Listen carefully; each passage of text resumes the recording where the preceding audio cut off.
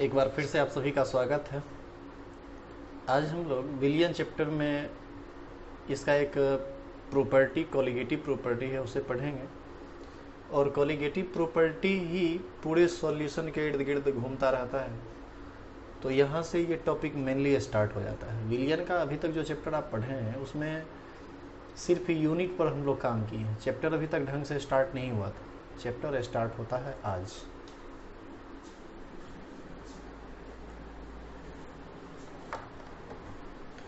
तो हम लोग हीरिंग डालेंगे तनु विलियन के गुण।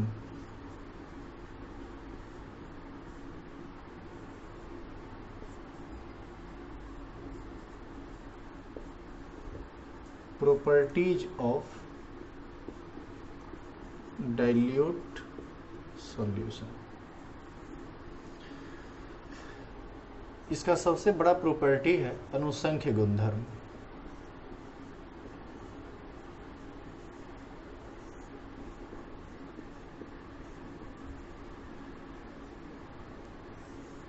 इसको इंग्लिश में ना बाबू हम लोग कॉलिगेटिव प्रॉपर्टी कहते हैं।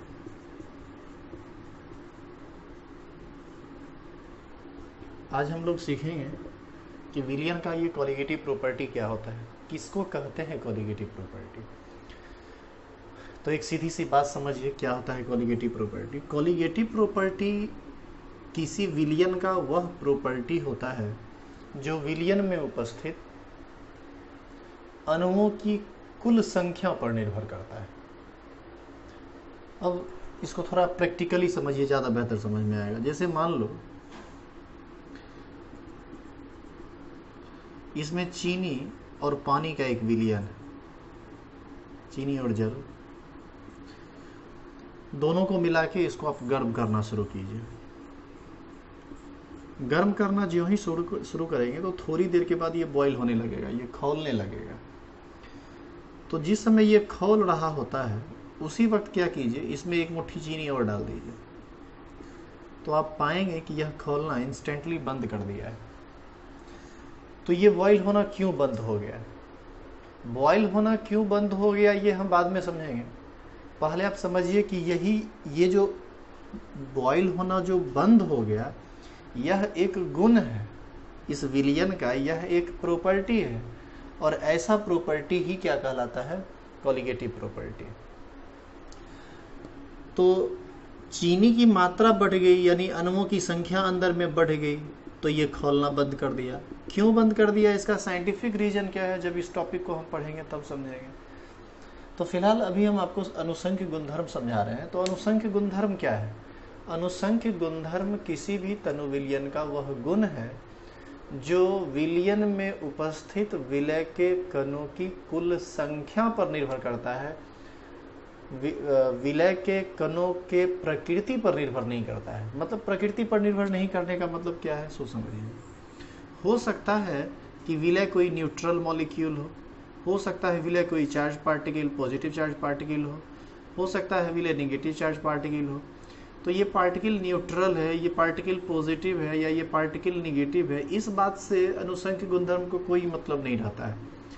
मतलब सिर्फ इस बात से रहता है कि विलियन में विलय के कणों की कुल संख्या कितनी है। तो अनुसंख्य गुणधर्म क्या है? अनुसंख्य गुणधर्म तनु विलियन का वह गुण है जो विलियन में उपस्थित अणुओं की कुल संख्या पर निर्भर करता है। इसे ही हम लोग अनुसंख्य गुणधर्म कहते हैं। अनुसंख्य गुणधर्म विलय के कणों के प्रकृति पर निर्भर नहीं करता है। तो सबसे पहले हम लोग इसको डिफाइन कर लेंगे और लिखेंगे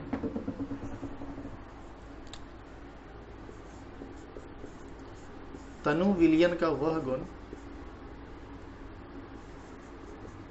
तनु विलियन का वह गुण जो सिर्फ विलय के कणों की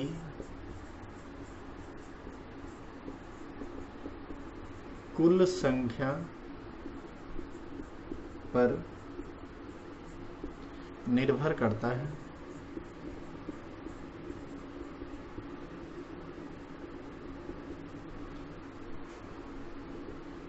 विलय के कणों की प्रकृति पर नहीं। उसे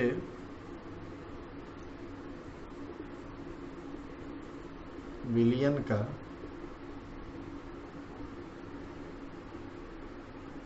अनुसंख्य गुणधर्म कहते हैं।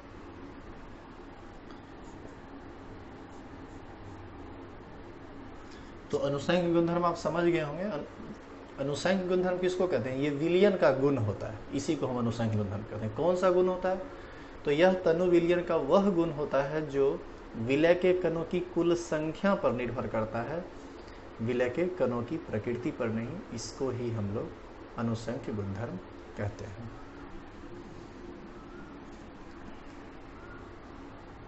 उतार लीजिए इसको।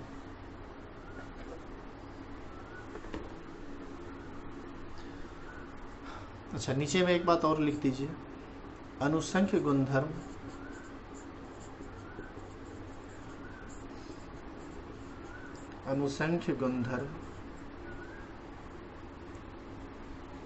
विलय के कणों की कुल संख्या का सीधा समानुपाती होता है।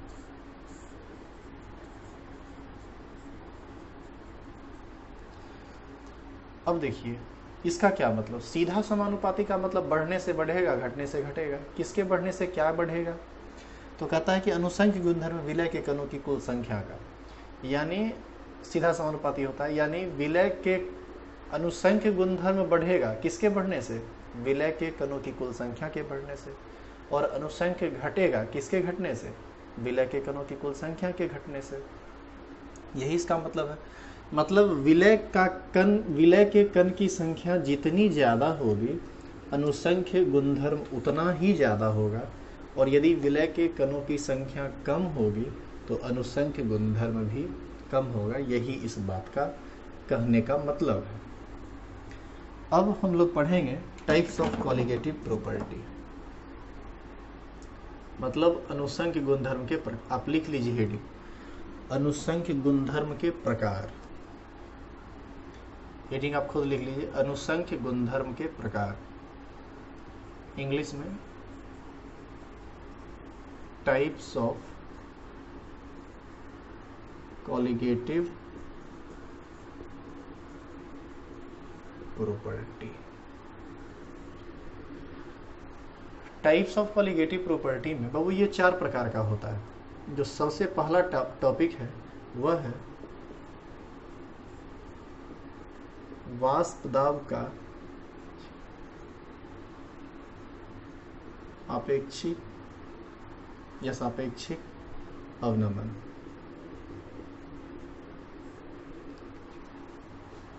दूसरा है क्वथनांक उन्नयन।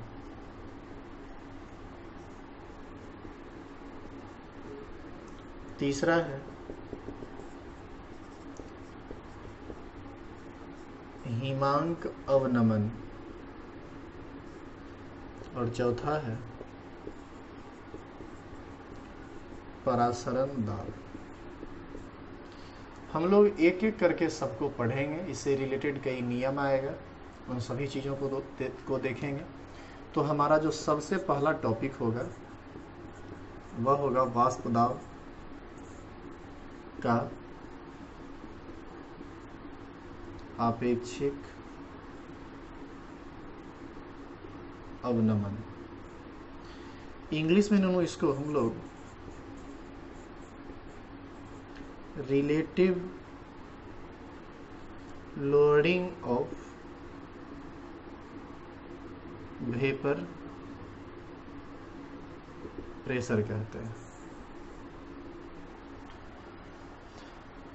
तो हमारा जो सबसे पहला अनुसंख्य गुणधर्म है वह है वाष्प दाब का अपेक्षिक अवनमन। इसको बहुत आसानी से आप नहीं समझ सकते हैं, आप एक एक बात पर गौर कीजिए और थोड़ा पेशेंस रखिए, आपको हर बात समझ में आ जाएगा। इस टॉपिक में relative loading of vapour pressure में यदि आप इस टॉपिक को डिटेल में समझना चाहते हो ना, तो इस टॉपिक को पहले 2-3 भागों में तोड़ना पड़ेगा। हमको सबसे पहले समझ में आना चाहिए कि वेपर प्रेशर किसको कहते हैं, यानी वाष्प दाब क्या होता है।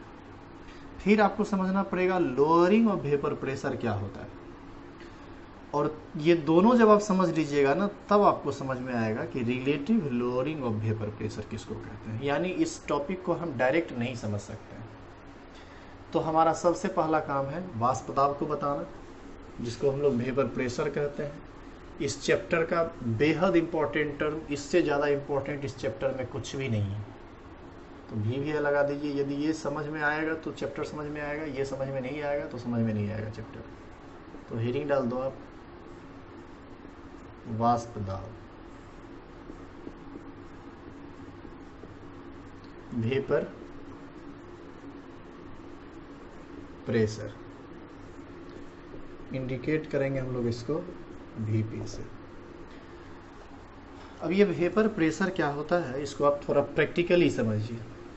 साइंस को प्रैक्टिकली समझना ज़्यादा आसान होता है।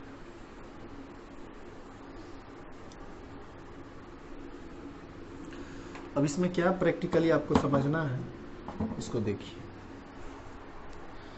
जैसे आप कभी देखे हो, जैसे मान लीजिए कि एक डब्बा आप लिए, फ्रीज से पानी आप निकाले, आधा बोतल पानी पिए और आधा बोतल पानी रह गया।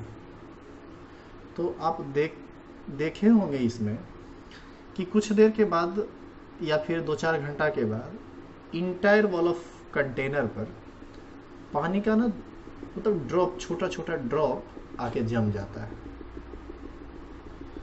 तो आपने कभी सोचा कि ये ड्रॉप कहाँ से आके जमता है, क्यों आया ये ड्रॉप, इसके अंदर का क्या प्रोसेस हुआ होगा, आखिर क्यों ऐसा हुआ? इन सभी बातों को जब समझ लोगे ना, तो आपको वेपर प्रेशर भी समझ में आ जाएगा। तो हम आपको बताते हैं कि एक्चुअल में होता क्या है किसी भी लिक्विड के साथ। ये बात सिर्फ वाटर के लिए ही नहीं वैलिड है, यह बात सबके लिए वैलिड है। देखिए, इस बात को समझने के लिए ना हम एक बर्तन लेते हैं इस तरह का।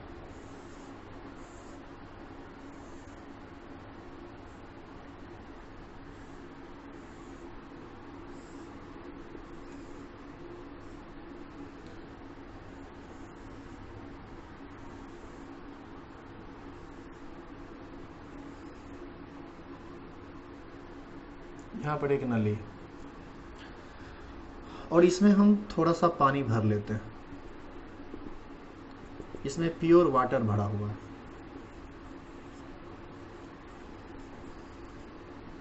ये प्योर वाटर है।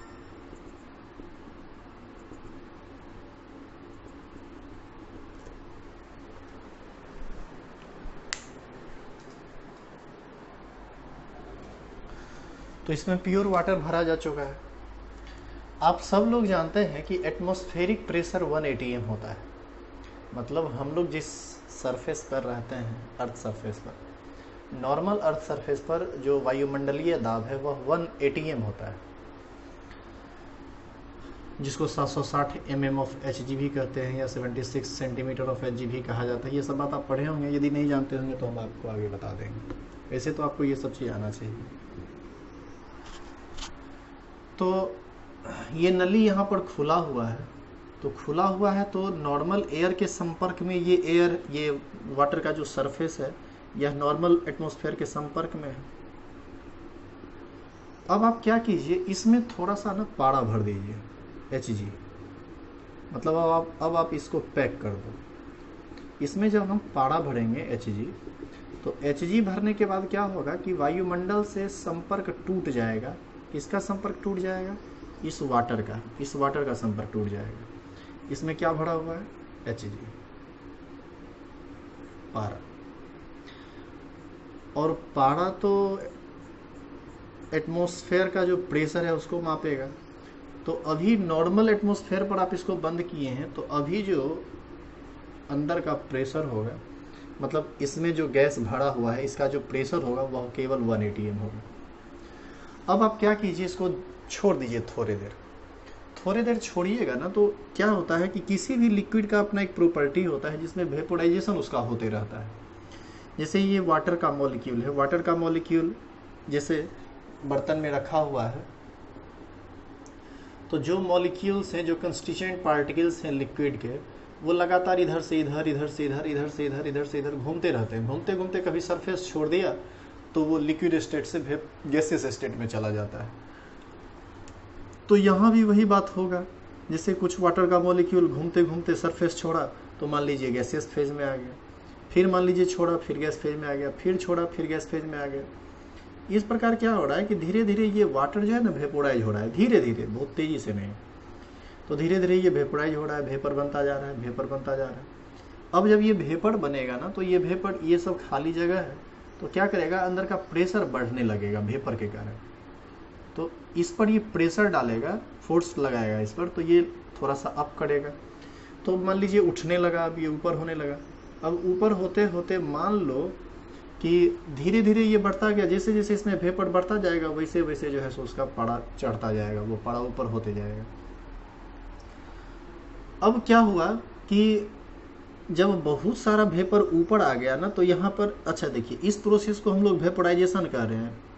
वाटर से जो वेपर बन रहा है और एयर में जा रहा है, इसको हम वेपोराइजेशन कर रहे हैं, वाष्पीकरण कह रहे हैं।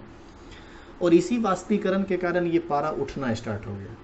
इसी दरमियान क्या होता है कि जब बहुत सारा वेपर इस एटमॉस्फेयर में आ जाता है, इंटायर एटमॉस्फेयर में, इस बर्तन के इंटायर एटमॉस्फेयर में जब आता है, तो ये वेपर आपस में क्या होते हैं, वॉल ऑफ कंटेनर से टकराते हैं। अब मान लीजिए ये यहाँ टकराया, इसी दरमियान ये भी यहाँ टकराया, ये भी यहाँ टकराया, तो ऐसी स्थिति में क्या होता है कि वो कंडेंस हो जाता है, संघनित हो जाता है, और संघनित होकर ये यहाँ चिपक जाता है, ये यहाँ चिपक जाता है। धीरे धीरे आप देखेंगे इंटायर वॉल ऑफ कंटेनर पर वो चिपकने लगा है। तो इसका ये मतलब हुआ कि जब एक बार ये लिक्विड वेपर बना, और वेपर बनने के बाद दोबारा फिर से यह लिक्विड, फिर से यह जो भी लिक्विड है वह लिक्विड फेज में चला गया, वाटर है तो वाटर लिक्विड फेज में चला गया, तो यहाँ पर आके ये जम गया। जब बहुत ज़्यादा वेट हो जाता है तो इसका ये बर्तन में आके गिर जाता है। मतलब यहाँ पर दो तरह की बातें होने लगी, एक वेपोराइजेशन और दूसरा कंडेंसेशन। मतलब एक जो टर्म है वह वाष्पीकरण है, तो ये है वाष्पीकरण, वेपोराइजेशन। वेपोराइजेशन को हम V से इंडिकेट करते हैं और कंडेंसेशन को हम C से इंडिकेट करते हैं। तो वेपोराइजेशन भी हो रहा है, कंडेंसेशन भी हो रहा है। तो हम यहाँ पर लिख देते हैं,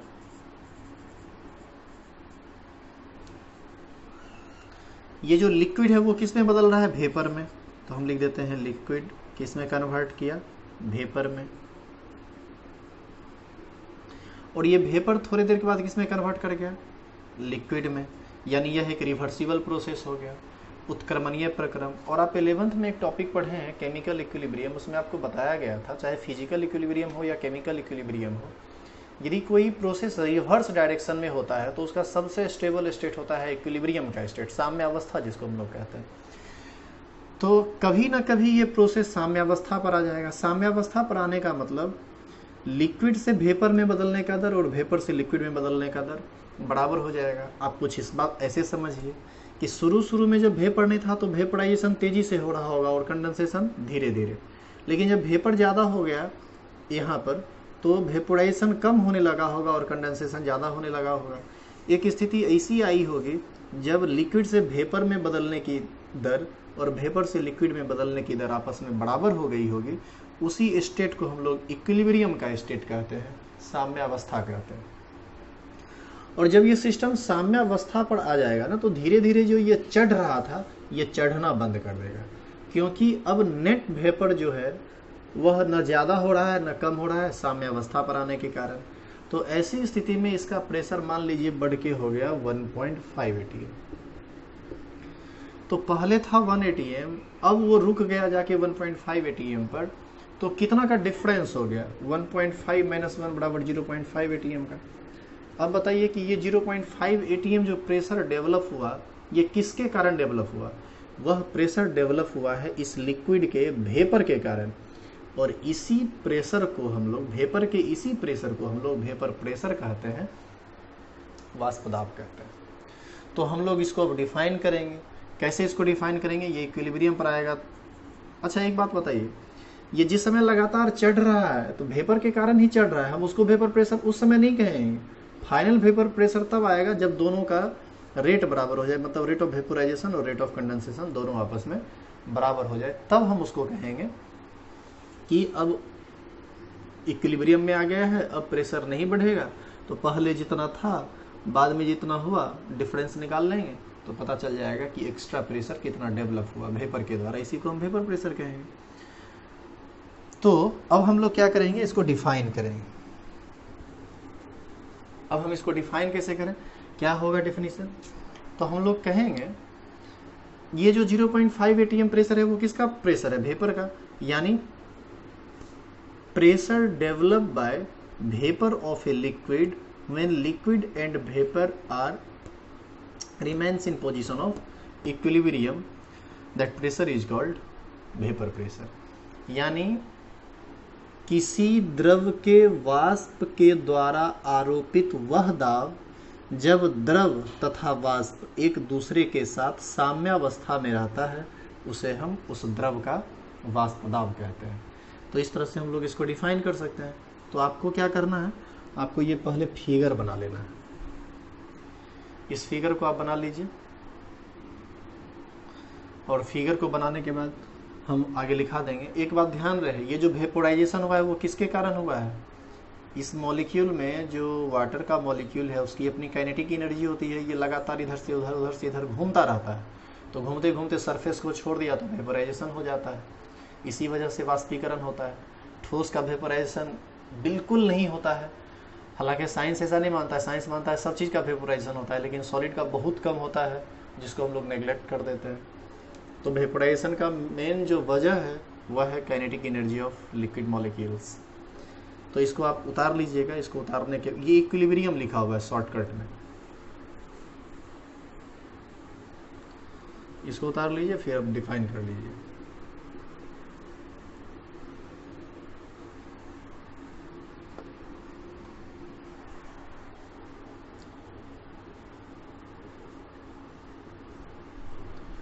किसी द्रव के वाष्प के द्वारा आरोपित वह दाब जब द्रव तथा वाष्प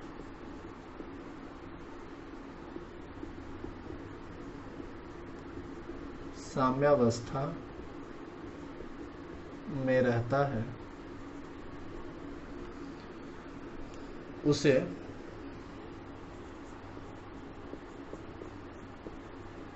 उस द्रव का वाष्प दाब कहते हैं।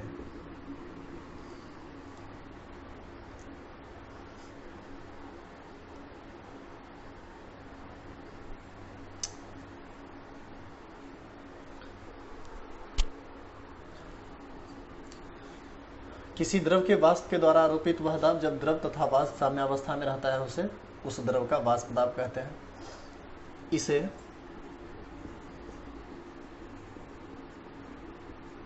संतृप्त वाष्प दाब या साम्य वाष्प दाब भी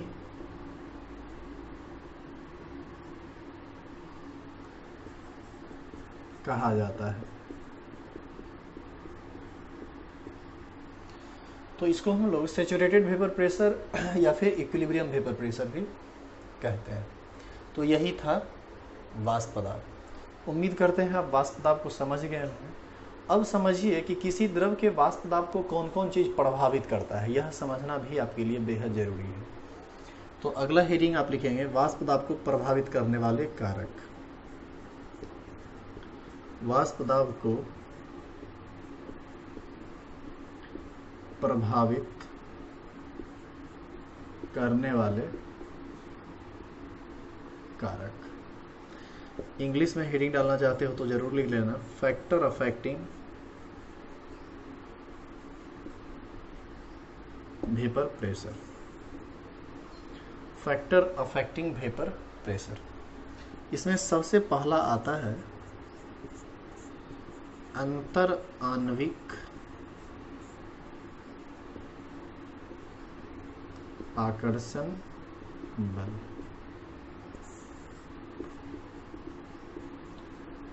इंटरमोलिक्यूलर फोर्स ऑफ अट्रैक्शन। सबसे पहले आप ये जानिए कि अंतराण्विक आकर्षण बल कहते किसको है। पहले हम ये जान लें कि अंतराण्विक आकर्षण बल किसको कहते हैं, तब समझ लेंगे कि ये कैसे वाष्प पदार्थ को प्रभावित करता है। देखिए, जैसे एक गिलास में जल है, तो जल का अणु H2O है, दूसरा अणु H2O, तीसरा अणु H2O, चौथा अणु H2O, पांचवा अणु H2O, ढेर सारा अणु मिलके एक गिलास बनेगा। तो इस अणु के बीच एक आकर्षण बल होता है। यहाँ पर ये इंटरमोलिक्यूलर हाइड्रोजन बॉन्डिंग का निर्माण करता है। ये सब बात आप केमिकल बॉन्डिंग में पढ़े हैं, शायद आप इस बात को समझ लें। यदि नहीं समझते हैं तो आप बस यूँ समझ लीजिए कि यह वाटर मॉलिक्यूल इस वाटर मॉलिक्यूल के द्वारा एक वीक फोर्स ऑफ अट्रैक्शन से जुड़ा हुआ रहता है। तो इस दोनों अणुओं को आपस में जो जोड़ कर रखता है, एक साथ रखता है ना, उसी आकर्षण बल को हम लोग इंटरमोलिक्यूलर फोर्स ऑफ अट्रैक्शन कहते हैं। मतलब दो अणुओं के बीच लगने वाला आकर्षण बल ही अंतराण्विक आकर्षण बल कहलाता है। और ये जरूरी नहीं कि ये इसके साथ ही जुड़ा हुआ, ये इधर भी जुड़ा हुआ, इधर भी जुड़ा हुआ, इधर भी जुड़ा हुआ, ये किसी और से जुड़ा होगा, ये किसी और से जुड़ा होगा। सब अणु आपस में एक दूसरे के साथ जुड़ा हुआ रहता है। तो हम इसको कैसे डिफाइन करेंगे, तो हम लिखेंगे, क्या लिखेंगे, लिख लीजिए, दो अणुओं के बीच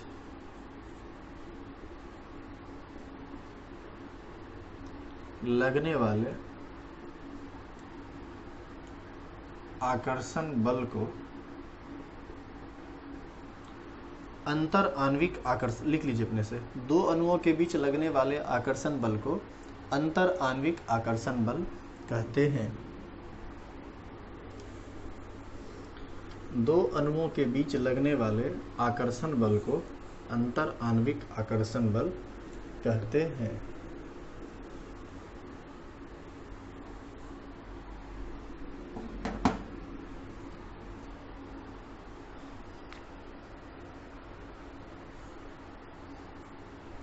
और नीचे लिख देना, वाष्प दाब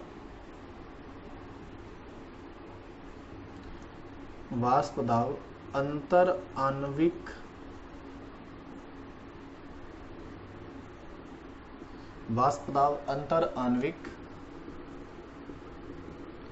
आकर्षण बल का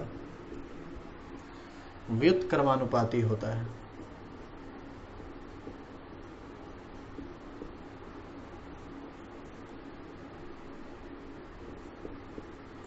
आप हिंदी में वर्ड देख लेना, हिंदी में जहाँ तहाँ एरर हो सकता है, क्योंकि हम लोग हिंदी में कभी पढ़े नहीं हैं, तो उसको आप हिंदी में खुद से लिख लीजिए।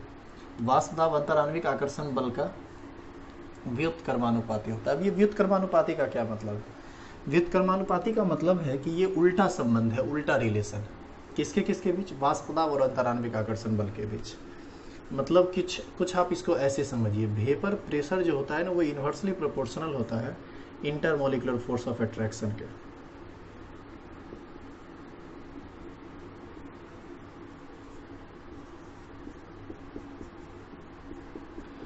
इसका मतलब ये हुआ कि इंटरमोलिकुलर फोर्स ऑफ अट्रैक्शन यानी अंतराण्विक आकर्षण बल अधिक होगा ना तो वाष्प दाब कम होगा, और ये यदि कम होगा तो वाष्प दाब अधिक होगा।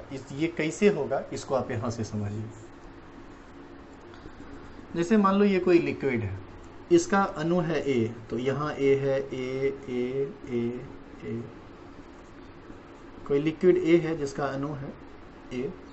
अब ये A इसके साथ मान लीजिए जुड़ा हुआ है, तो यदि आकर्षण बल बहुत ज़्यादा होगा तो ये क्या फ्री होके घूम पाएगा लिक्विड में? नहीं।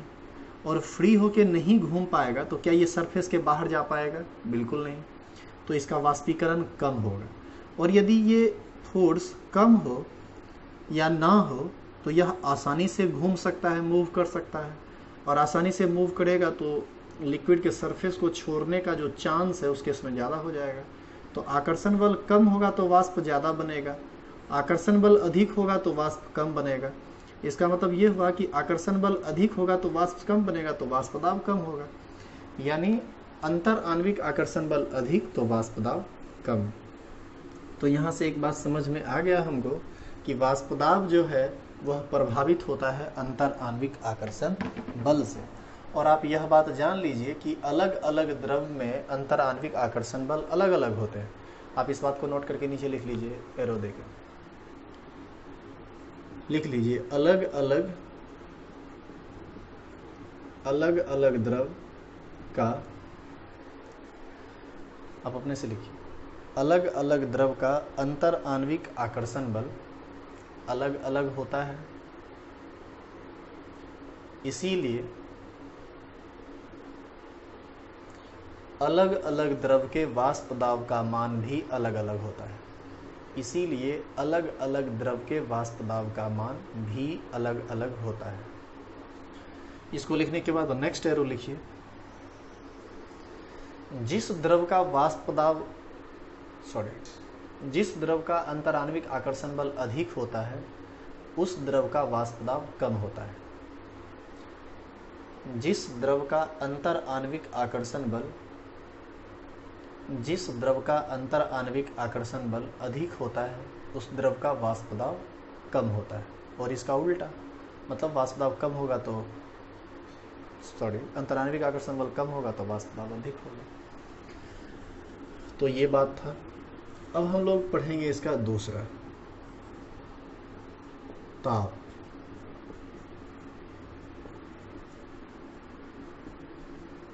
टेम्परेचर।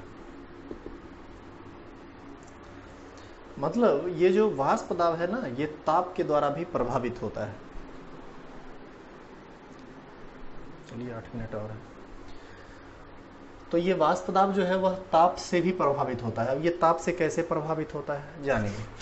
अब जैसे मान लो तुम किसी लिक्विड को लिए और तुम इसको गर्म कर दोगे। यदि इस लिक्विड को गर्म करोगे तो क्या होगा कि अंदर का जो अणु है ना, वह उसका काइनेटिक एनर्जी बढ़ जाएगा। ये तेजी से मूव करने लगेगा। तेजी से मूव करने लगेगा तो तेजी से वेपर बनने लगेगा। तेजी से वेपर बनने लगेगा तो उसका वाष्प दाब बढ़ जाएगा। इसीलिए हम कह सकते हैं कि ताप के बढ़ने से वाष्प दाब बढ़ता है, क्योंकि अणुओं की गतिज ऊर्जा बढ़ जाती है। तो आप नीचे एरो देखिए, खुद से लिख लीजिए। लिखेंगे किसी द्रव के ताप के बढ़ने से, किसी द्रव के ताप के बढ़ने से उसके अणुओं की गतिज ऊर्जा, उसके अणुओं की गतिज ऊर्जा बढ़ जाती है, जिसके कारण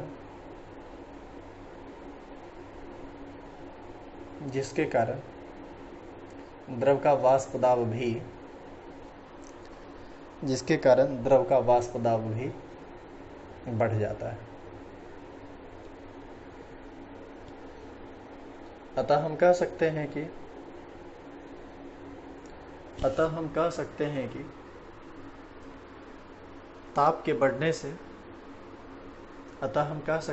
ताप के बढ़ने से वाष्प दाब बढ़ता है तथा घटने से घटता है। मतलब ताप के घटने से वाष्प दाब घटता है। ये था दूसरा। अब हम लोग पढ़ेंगे इसका तीसरा इफेक्ट।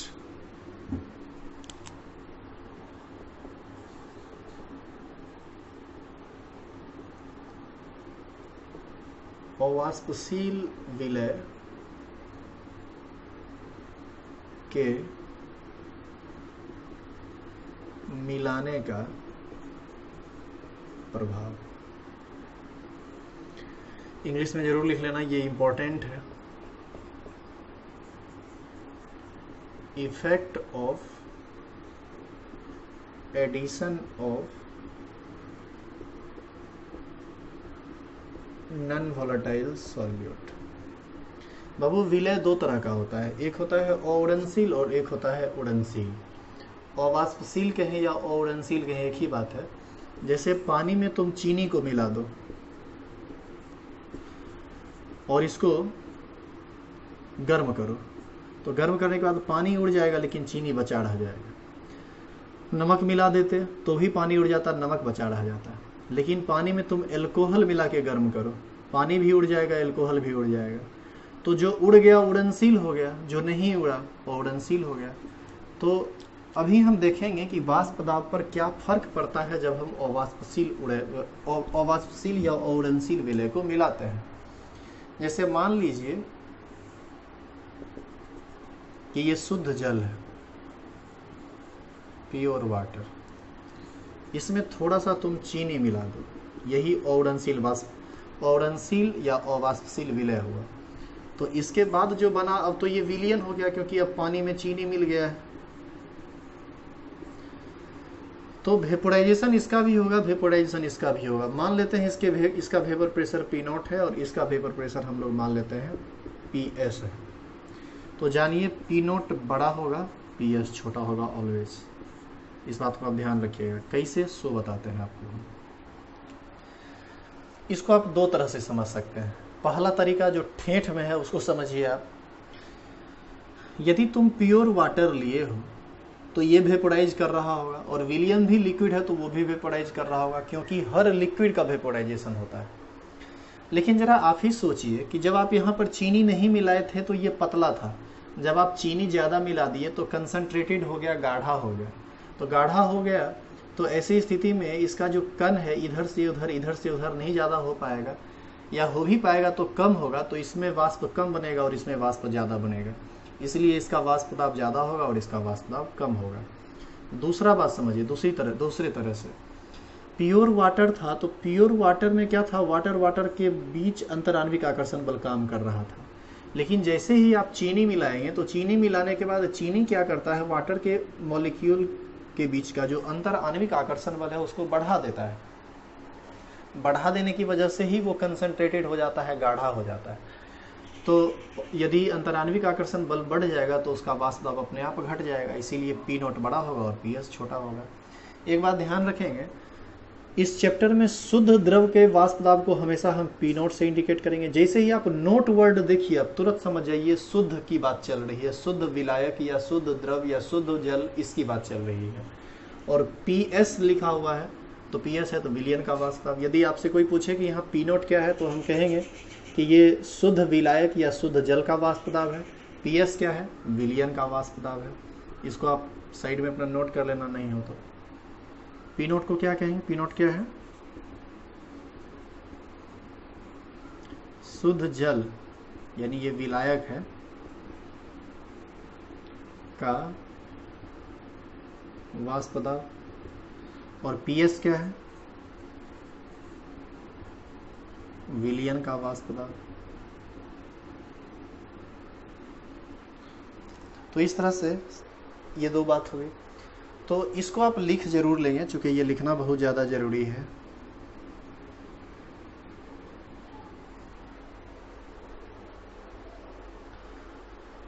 हम लोग यहाँ पर क्या लिखेंगे, हम लिखेंगे कि जब शुद्ध द्रव में या शुद्ध जल में या शुद्ध विलायक में उड़नशील विलय मिलाया जाता है तो उसके अंतर आणविक आकर्षण बल बढ़ जाते हैं, जिसके कारण उसका वाष्पीकरण घट जाता है, जिससे उसका वाष्प दाब भी घट जाता है।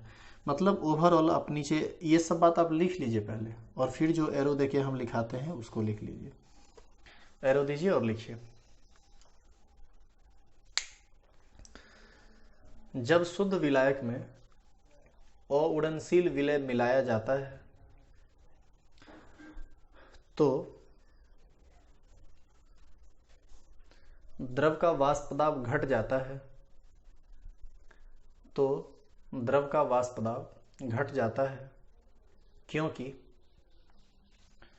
क्योंकि उसका अंतर आणविक आकर्षण बल बढ़ जाता है, क्योंकि उसका अंतर आणविक आकर्षण बल बढ़ जाता है।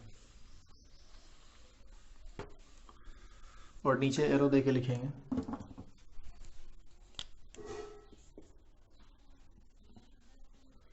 शुद्ध विलायक का वाष्प दाब। इसको ऐसे लिखना आप लोग, शुद्ध विलायक का वाष्प दाब ब्रैकेट में पी नोट, विलयन के वाष्प दाब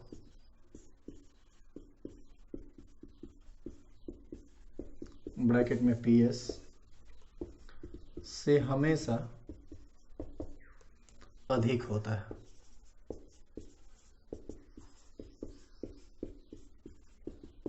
यहां लिख देना P note is greater than P S, जो कि आप पहले भी लिखे हुए हैं। हो गया, बात खत्म।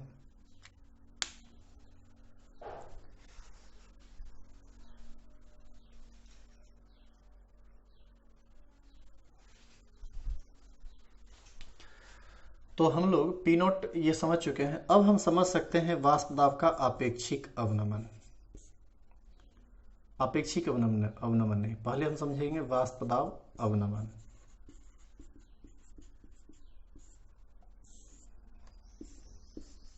इसी को इंग्लिश में हम लोग कहेंगे लोअरिंग ऑफ वेपर प्रेशर। इसको हम लोग नेक्स्ट लेक्चर में डालते हैं, टाइम ओवर हो रहा है इसका।